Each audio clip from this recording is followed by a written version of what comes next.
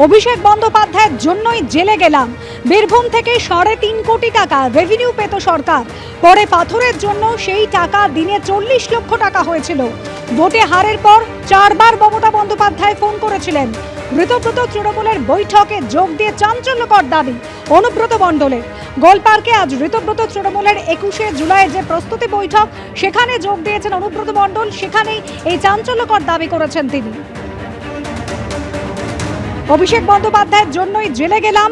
বীরভূম থেকে 3.5 কোটি টাকা রেভিনিউ পেত সরকার, যেটা পরে পাথরের জন্য দিনে 40 লক্ষ টাকা হয়েছিল। ঋতব্রত তৃণমূল, আমিও তৃণমূল।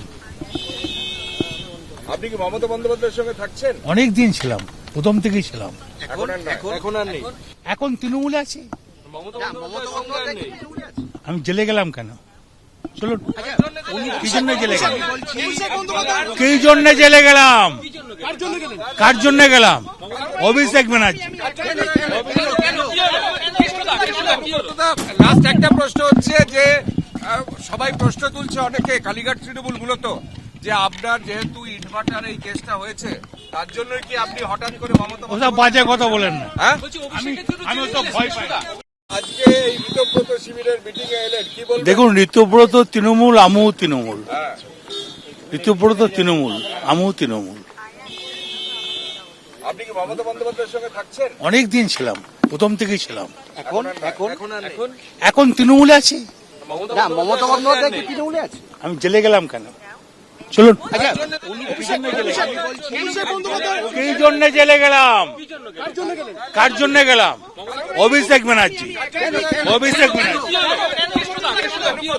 লাস্ট একটা প্রশ্ন হচ্ছে যে সবাই প্রশ্ন তুলছে, অনেকে কালীঘাট তৃণমূল মূলত, যে আপনার যেহেতু ইটভাটার এই কেসটা হয়েছে, তার জন্য কি আপনি হঠাৎ করে মমতা ওসব বাজে কথা বলেন না।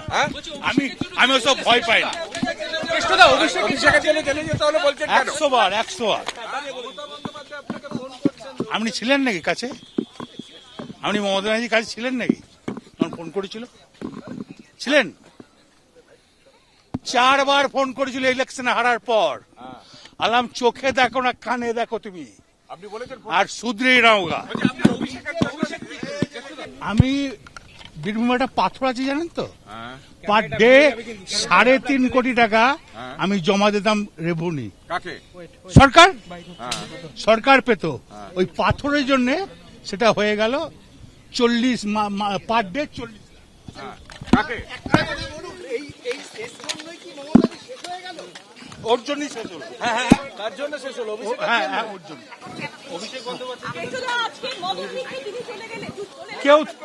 কেউ থাকবে না, কেউ থাকবে। এবিপি আনন্দ, এগিয়ে থাকে, এগিয়ে রাখে।